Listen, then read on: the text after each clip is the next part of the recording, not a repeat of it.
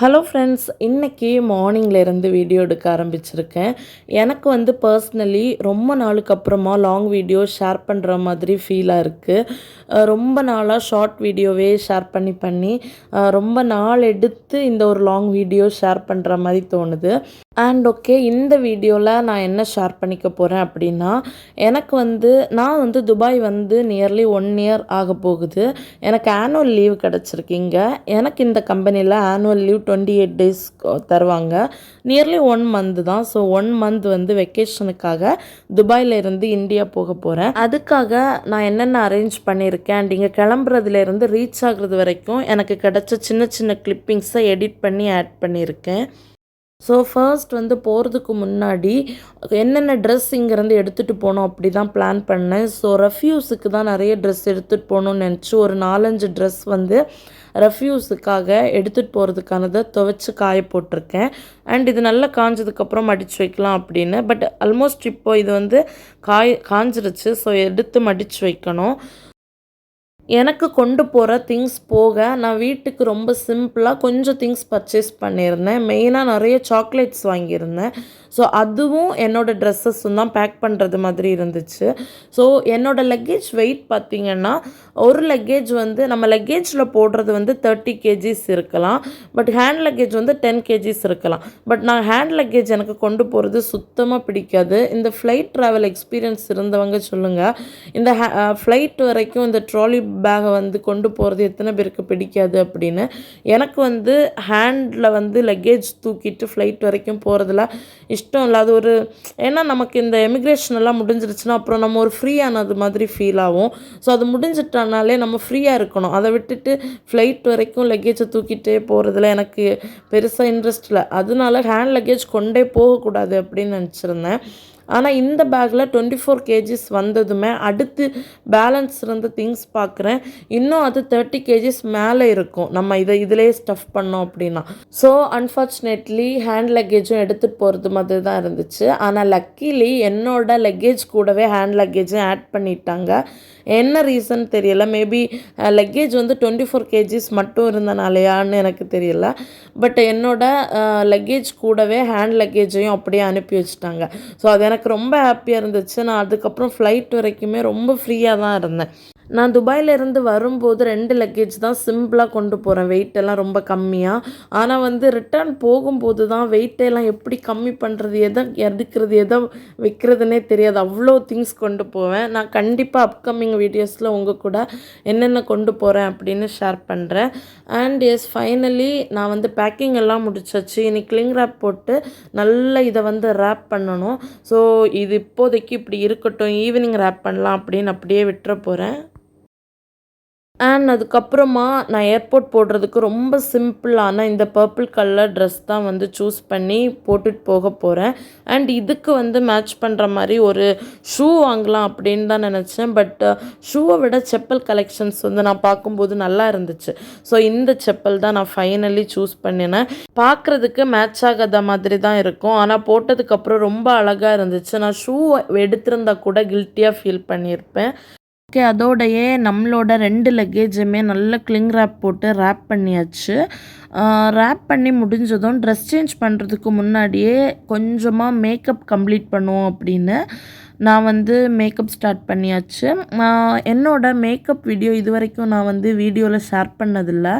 So கொஞ்சம் சிம்பிளாக இதில் வந்து ஷேர் பண்ணுறேன். ஃபர்ஸ்ட் வந்து ஃபேஸ் அண்ட் லிப் வந்து மாய்ஸ்சரைசர் பண்ணுறதுக்காக ஃபேஸ் மாய்ஸ்சரைசரும் லிப் பாமும் அப்ளை பண்ணியாச்சு.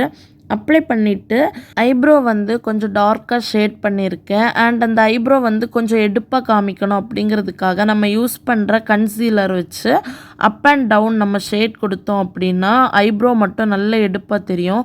என்னோட பியூட்டி பார்லர் அக்கா வந்து கொடுத்த டிப்ஸ் தான் இது.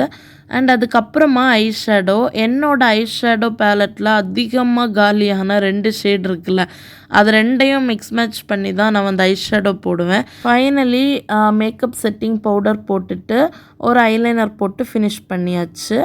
அண்ட் இப்போ ட்ரெஸ் எல்லாம் சேஞ்ச் பண்ணிவிட்டு பாஸ்போர்ட், ஏர் டிக்கெட் எல்லாம் எடுத்துகிட்டு கிளம்பியாச்சு. நான் போகும்போது டாக்ஸி தான் இன்றைக்கி புக் பண்ணி போயிருந்தேன். நான் இருக்கிற என்னோட லொக்கேஷன்ல இருந்து ஏர்போர்ட்டுக்கு வந்து டாக்ஸிக்கு வந்து 35 திரம்ஸ் வந்து சார்ஜ் பண்ணியிருந்தாங்க. நான் ஏர்போர்ட்டுக்கு ஏர்லியராகவே ரீச் பண்ணிட்டேன். எனக்கு வந்து செக்இன் இன்னுமே டிஸ்ப்ளே ஆகலை. ஸோ கொஞ்ச நேரம் வெயிட் பண்ணலாம் அப்படின்னு தான் வெயிட் பண்ணிட்டு இருந்தேன். ஆனால் அங்கேருந்து செக்யூரிட்டிஸ் எல்லாம் நீங்கள் போய் செக்இன் பண்ணிக்கோங்க அப்படின்னு சொல்லியிருந்தாங்க. நான் வந்து இண்டிகோ ஃப்ளைட் தான் புக் பண்ணேன். ஸோ செக்இன் பண்ண சொன்னனால டவுட்லேயே தான் போனேன். ஆனால் லக்கீலி நம்ம லைனில் நின்று செக்கிங் பண்ணுற சிச்சுவேஷன் எனக்கு வரல. போனதுமே நான் செக்இன் பண்ணி போர்டிங் பாஸ் வாங்கிட்டு கொஞ்ச நேரம் ரிலாக்ஸாக உட்காந்துட்டேன். செக்இன் பண்ணி போர்டிங் பாஸ் வாங்கிட்டோம் அப்படின்னாலே எல்லாம் முடிஞ்சது மாதிரி தான். அதுக்கப்புறம் நமக்கு வேறு பெருசாக ப்ரொசீஜர்ஸ் இருக்காது. நம்ம டைரெக்டாக இமிக்ரேஷன் மட்டும் பண்ணிவிட்டு ஃப்ளைட்டுக்கு போகிறது மாதிரி தான் இருக்கும். ஸோ எனக்கு ஆனால் இன்னும் நிறைய டைம் இருந்துச்சு. ஒரு 2.5 hours மேலே இருந்துச்சு போர்டிங் பாஸ் முடிஞ்சுமே. ஸோ நான் கொஞ்சம் ரிலாக்ஸாக உட்காந்து ஒரு டீ அண்ட் ஒரு சாண்ட்விச் வாங்கி நல்லா சாப்பிட்டாச்சு. சாப்பிட்டுட்டு ஏர்போர்ட்டில் உள்ள மற்ற ப்ரொசீஜர் முடிச்சுட்டு ஃப்ளைட்டில் போயாச்சு. எனக்கு விண்டோ சீட் கிடைக்கல. ஸோ வீடியோ ரொம்ப கவர் பண்ண முடியலை. எனக்கு தெரிஞ்சு ஃப்ளைட் ட்ராவல் மாதிரி ரொம்ப போரிங்கான ட்ராவல் ஒன்றுமே கிடையாது. அதுவும் இண்டிகோ ஃப்ளைட்டில் சொல்லவே வேண்டாம். சீட்டெல்லாம் அவ்வளோ கம்ஃபர்டபுளாக இருக்காது. ஆனால் எனக்கு என்னன்னு தெரியாது, பேட் லக்குக்கு எப்போவுமே டிக்கெட் புக் பண்ணும்போது இண்டிகோ தான் டிக்கெட்டோட ரேட்டும் நல்ல அஃபோர்டபுள் ப்ரைஸில் இருக்கும். அண்ட் ஆல்சோ அவைலபிளாக இருக்கிறதும் அதுவாக தான் இருக்கும். ஸோ வேறு வழி இல்லாமல் சம்டைம்ஸ் புக் பண்ணி போகிறது வாருது. அண்ட் ஒரு வாட்டி நான் ஸ்ரீலங்கன் ஃப்ளைட்டில் போனேன். அவ்வளோ சூப்பராக இருந்துச்சு. சீட்டெல்லாம் அவ்வளோ கம்ஃபர்டபுளாக இருந்துச்சு.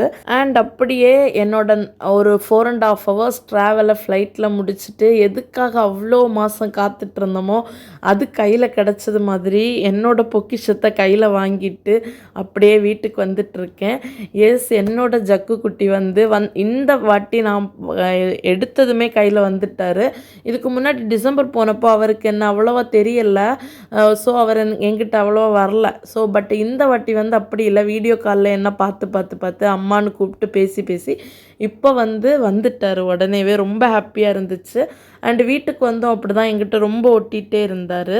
பட் அதெல்லாம் நான் வீடியோவில் ஷேர் பண்ணணும்னு நினச்சேன். பட் அந்த நம்ம ஃபேமிலி மீட்டப்பில் எமோஷ்னல் ஆகி அந்த வீடியோ எடுக்கிற ஞாபகமே இல்லை, மறந்து போச்சு, சாரி. அண்டு என்னை பிக்கப் பண்ணுறதுக்கு என்னோடய அம்மா அண்டு குழந்த அப்புறமா என்னோடய ஃபாதர் இன்லாம் வந்திருந்தாங்க. ஸோ நாங்கள் எல்லாருமே தான் இப்போ ரிட்டர்ன் ஆகிட்டுருக்கோம் வீட்டுக்கு. அவ்வளோதான். இப்படி தான் என்னோட இந்த ட்ராவல் இருந்துச்சு. என்னோட நேட்டிவ் பார்த்திங்க அப்படின்னா கன்னியாகுமரி டிஸ்ட்ரிக்டில் மார்த்தாண்டம் அப்படிங்கிற இடம்தான். ஸோ நம்ம அவ்வளோ நாள் அப்ராடில் இருந்துட்டு சடனாக நம்ம நேட்டிவை பார்க்கும்போது அவ்வளோ ஹாப்பியாக இருந்துச்சு. இனி உள்ள கம்மிங் 1 monthக்கு என்னோடய அப்கமிங் வீடியோஸ் எல்லாமே நேட்டிவில் இருந்து ஷேர் பண்ணுறேன். நீங்கள் கீப் சப்போர்ட்டிங் மீ. பிடிச்சிருந்துச்சுன்னா பாருங்கள், லைக் பண்ணுங்கள். அண்ட் நம்ம சேனல் பிடிச்சிருந்துச்சுன்னா சேனலை சப்ஸ்கிரைப் பண்ணிக்கோங்க. நெக்ஸ்ட் டைம் இன்னொரு சூப்பர்வான வீடியோவோட உங்கள் எல்லாருமே மீட் பண்ணுறேன். டில் தென் டேக் கேர், பாய்.